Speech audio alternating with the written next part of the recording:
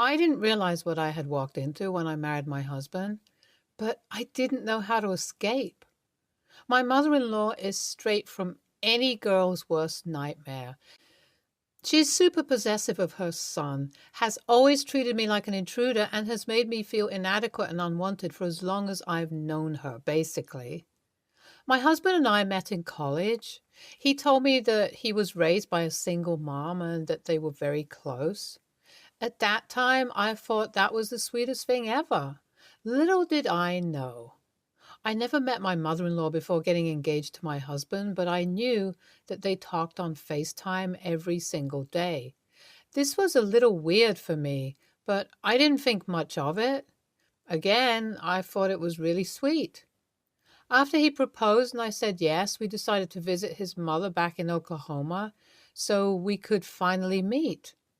I wish I could say that I had a bad feeling about her from the start or something, but the truth is that she was really nice to me that day. She was polite, asked me questions about myself and my family, and was just sweet. I felt so lucky and even remember telling my husband that night that I think his mom and I would get along really well. So we got married. It was a countryside wedding back at his place, and it was really sweet. After the wedding, we moved back to the city. It was great. I was happy. A few months after the wedding, though, my husband one day asked me how I would feel about moving back to his hometown. He said that his mom was getting really lonely and had asked us if we would be comfortable with that. I was unsure. But even before the wedding, when we were discussing our future and having kids together, we had agreed that I would be a stay-at-home mom. I've honestly never been opposed to that idea. I think I'd enjoy that kind of life. But moving away from the city wasn't something I had ever pictured. My husband suggested taking a weekend trip and just trying the place out, though, and I agreed. I mean, what could be the worst that comes out of that, right? Wrong. Very, very wrong. But by the time I realized that, it was too late.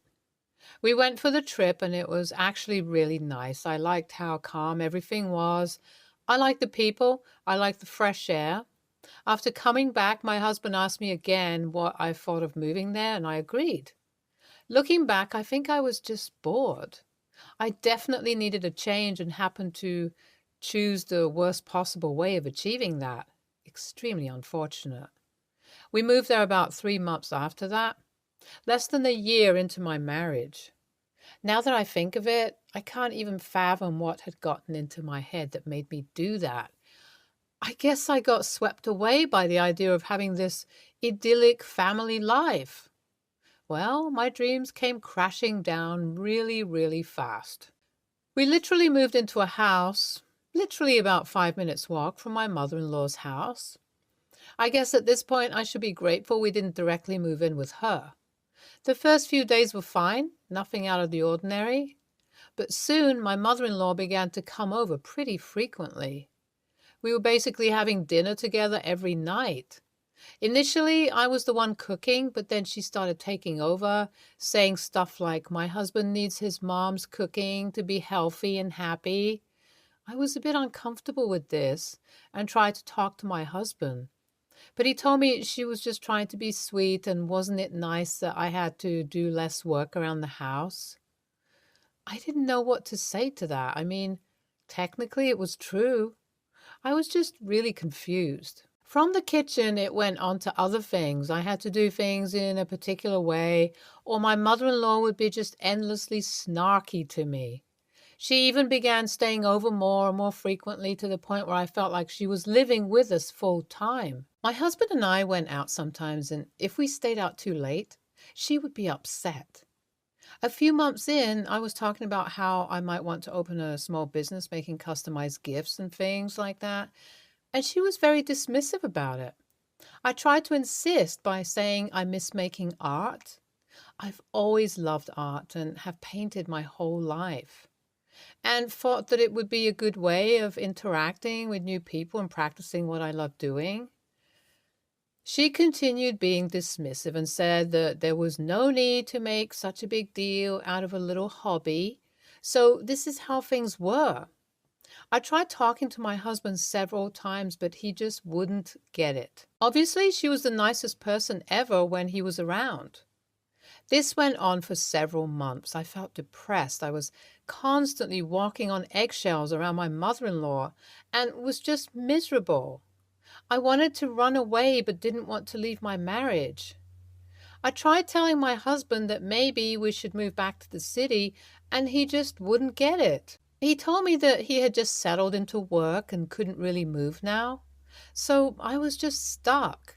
I spent my anniversary there, totally hopeless. Then one day I got a call from my dad. He had a minor accident and had broken his hip. Thankfully, it wasn't a major fracture, but he still needed surgery and then bed rest for at least 3 months, and there was no one to take care of him. I have no siblings, and my mom passed away a few years ago. I had to immediately go to my hometown and take care of my dad. My husband was obviously super supportive, and he chose to come with me and stay for a few days to help me settle in. He wanted to stay longer, but obviously he had work and everything. So I stayed with my dad for 4 months. He actually had a relatively quick recovery and told me I could leave earlier, but I was really enjoying spending time with him and was in no rush to get back home to my mother-in-law. My husband visited me every other week, and I felt like I could finally breathe. It's now the end of 4 months, though. I know I need to leave. I'm flying back tomorrow, and I'm dreading what's to come. Part of me is hoping that my mother-in-law has magically become a better person, but I obviously know that's not true. Pray for me, you guys. Update 1. I'm back home, and guess what? The first thing that I discovered is that my mother-in-law was now occupying the guest bedroom full time. She said that since I wasn't there to take care of my husband, she had to step in. So yeah, hostile from the very beginning. I reached around noon, and around dinner time when I went to cook, she was already there in the kitchen. She told me I didn't need to cook anymore because her son prefers her food anyway. I have this sinking feeling in my stomach. I've no idea what to do. I don't really have anyone to talk to. Any advice would be seriously appreciated here, guys. Update 2. I think my marriage is over. I don't know what to say. So it has been 2 weeks since I came back home, and things have been unbearable. My mother-in-law lives here now and goes back to check up on her house every few days. I've tried talking to my husband about it, and he just dismissed me, saying that she would be hurt if we asked her to leave, and since she was nice enough to handle everything around the house when I was not there, it would be rude to ask her to leave now. To keep myself distracted, I decided to start up my business. Mother-in-law was obviously a horror about it, but I decided to just go ahead with it. I had a meeting with a vendor out of town and told my husband about it. He had purposely not told my mother-in-law, but obviously my husband decided to take the liberty to let her know. You guys can probably imagine her reaction, but I told myself I didn't care and would do what I wanted to do. On the day of my meeting, I was running a bit late when I realized that I couldn't find my keys anywhere. My mother-in-law was also not around, so I had to lock the door. I called her, but she didn't pick up. Confused and stressed, I tried to open the door when I realized it was locked. What the hell? I didn't understand what was going on. Then I saw my mother-in-law in the garden. That was probably the first time ever I'd been relieved at seeing her. I yelled to get her attention, and she came up to the door. I told her that the door is locked and I was really late for my meeting. You guys won't believe what she did. She told me that she was the one who locked the door, and she did it because I needed to stay home and not waste time on my silly business. I couldn't believe what she was saying. I thought she was joking and begged her to open the door, but she wouldn't budge. I called up my husband crying, and he wouldn't take me seriously either. He told me that she was probably just pranking me and that she'd open the door any second. I was so helpless, I didn't know what to do. I did the first thing that came to my mind and called the cops. I was crying so hard at that point that I could barely speak. The cops showed up. My mother-in-law obviously opened the door. She was furious and tried to make it look like a misunderstanding. She called up my husband, who rushed there in 10 minutes. All the neighbors had gathered. It was basically a huge scene. The cops asked me if I wanted to press charges, and I just looked at my husband once. I knew I couldn't press charges even if I wanted to. I thanked the cops and told them that I was okay and didn't want to do anything further. They left after that. This happened 2 days ago, and my husband is not speaking to me. He has been living with my mother-in-law at her place, and despite my efforts, refuses to talk to me. I don't know what to do. Update 3. I wasn't expecting all the support I've received from everyone here. I never thought of what was going on as abuse. But you guys might be right. I've also talked to my dad and told him about everything that's been going on, and he told me to leave immediately. I think I'm going to take this advice. I don't want to spend a single more second with either my husband and mother-in-law, and my only regret is not walking out sooner. OP, this is emotional abuse. I honestly don't understand what the hell your husband is doing. I married myself, and if anyone treated my wife as badly as your mother-in-law has treated you, I wouldn't care about anything. I'd sue them to oblivion. I'm sorry you had to go through this all by yourself, but it's time to walk out. Girl, you needed to divorce this man as soon as you discovered your mother-in-law's actual personality. Your husband doesn't deserve you. Let him be a mama's boy, and please leave this hellscape of a marriage. Next story. My oldest sister got engaged on Christmas Day. I was spending Christmas with her and her fiancé and his family over the holidays. I'm in college right now. She asked me to be her maid of honor that same day, and I accepted happily. My dad and stepmom were so mad when they found out I accepted. You see, my sister and I lost our mom when we were young. I was 6 and she was 9. Dad met our stepmom a year later and married her. She brought our 3 step-siblings into the mix. She shared custody of her boys, who were 13 and 11, while her 7-year-old daughter had no dad. I love my stepmom and stepsister. My stepbrothers, I don't know super well, but consider them family anyway. My sister was different, and she never cared. She was distanced from them and favored her relationship with me. When my sister turned 18, she moved out, and that Christmas when she came back, we spent 2 days in a row together. Dad told her that she would not be welcome in the home if she continued to show favoritism because she has 5 siblings. He and stepmom have our half-brother together. And not just one, and she has a mom in the house as well who she should try to spend more time with. Not just him, because she had invited Dad out for lunch just then. My sister was like, okay, I can leave. Dad was like, no, you're going to start treating them the same. She said it wouldn't happen, and they have not spoken since. Dad told her it wasn't what she meant. She told him she'd never see his wife or her kids the same as she saw him, his mom, or me, and that she wasn't going to go out of her way to spend time with people she was indifferent towards. My stepsister has really hated not seeing her. Her brothers don't really have the same relationship with her that they have with each other, and she always wanted us to make up for that since we'd share the same house all the time. But she also struggled with my sister and I having such a different relationship to the one she and I have. At the same time, she wanted my sister around so she could hopefully come around to being her sister in time.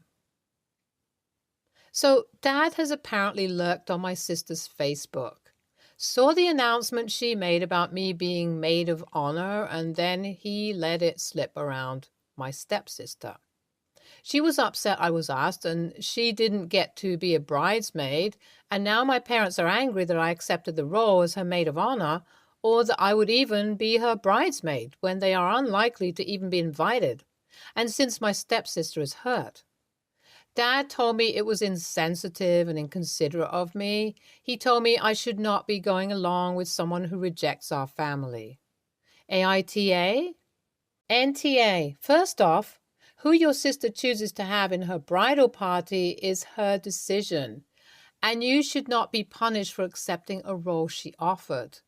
Secondly, it is not fair your dad and stepmom is putting you in the middle of all of this. Your sister is allowed to have her own relationship with people in the family provided it's respectful. That should have been all that mattered. Blending families is tough, and you can't force someone to feel like family. Your stepsister is allowed to feel hurt that she wanted that sister to bond and it didn't work out. But it sounds like it is time for her to start putting that hurt to rest. NTA, there's something seriously wrong with your dad, though. The relationship with you is going to be even more important to your sister with your dad acting like a nutty control freak. NTA, her wedding is her decision. If your family doesn't like it, then they shouldn't come. Next story. I live in a house with 3 roommates. For the last several months, one of my roommates, who I'll call V, has been having her mother basically live with us. She is almost always at the house, at least 4 to 5 days a week. She takes hours in the kitchen cooking, does laundry here, and even parks in our driveway. After having to take my laundry to my parents' house 20 minutes away several times because I have work clothes that I need washing, while her mother is using our washing machine, I have been getting really fed up and feel like this is a total intrusion of our property. On Christmas morning, my one day off to sleep late, she woke me up at 9 a.m., chopping a duck in our kitchen. There have been many examples like this that have been building up over the last several months. Recently, I had to basically work 48 hours straight and was excited to go home and have my girlfriend come over and cook us a meal. I had a ton of laundry to do and bring in from my car. As I get home, I see the mom is parked in the driveway. I bring in all my stuff from the street parking to find the mom using our kitchen and washing machine. I see that V is not home, just the mother using our whole house. Fed up, I contacted the landlord, who said she would talk to V. 2 days later, I came home to see the mother in our home, while V is not home, using our washing machine again. I decided to watch her exit the house and see that she had a key. I believe this is completely unreasonable and she should only be here as V's guest while she is home. I contacted the landlord again to tell him, and he said he agreed with me. Later that night, V and the mother confronted me for speaking to the landlord. She said that the mother cleans the house and is always very sweet to us, which is true. She called me out for not taking the garbage out enough, which is also true. But my justification was, if the mom is living here for free, she can at least do these things. I would be happy to do them if she left. I asked her to tell me how many nights a week her mom sleeps here, and she refused to answer. Her mom admitted to having a key when I said I saw her, and V accused me of basically creepily watching her mother when I said I also watched to see if she was the one doing laundry. They said they were doing V's laundry, but I saw the mom taking loads in and out of her car. They also used the excuse that it is part of their culture several times, which I told them then they should find a place where they can live together, where they both pay rent. I told the mother that she should not have a key to our home and only come as V's guest. V firmly believes I'm the a-hole here because she says she pays rent so she can do as she pleases too. But I still feel like this is completely overstepping their boundaries. AITA for telling the mom she can't live at the house anymore. NTA, 4 people are paying rent and utilities. None of you agreed to a 5th person. V's mother is mooching off all of you and depriving you of the amenities that you're paying for. Washer, dryer. V is wrong about being able to do whatever she wants. NTA, she says she pays rent so she can do as she pleases too. She's not doing as she pleases, her mom is. And that statement doesn't work in a roommate situation. And this bargain of the mom doing things for the house, was that agreed upon? That said, maybe you should have mentioned it to V before calling the landlord to make sure they knew this wasn't working for you. Next story. Female 41. Have been friends with Mandy, female 40, since we were 8 years old. Sometimes the friendship became overwhelming, but I usually made space for her. I came to believe that we were like sisters. It's just that I found her intense and extremely needy. Some of my friends called her the female version of the cable guy. Her communication style doesn't allow space for different opinions, and she tends to talk over people in every conversation. This originated my decision to go no contact for 2 years.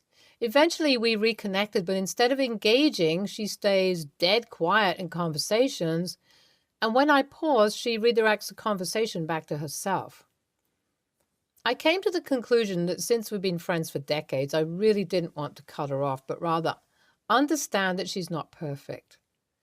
I chose to create some boundaries, which worked really well. She got engaged, and since she's broke and her fiance's family didn't approve of the relationship, no one would be contributing to her wedding. Her family announced they wouldn't be attending. She asked to use my family room as her wedding venue, and I agreed. Because my lease would end soon, I talked to the landlord so that I could pay on a weekly basis just to have the place available. I would pay 1 extra week after my lease expired so that she could have her wedding. We agreed that she couldn't have more than 20 people over. I got sick with COVID and she disappeared on me. Her reaction was to ask me if the house would be disinfected and available for the wedding. She never showed concern about my health. I called her twice when I was really sick and she was detached and clearly not paying attention to our conversation.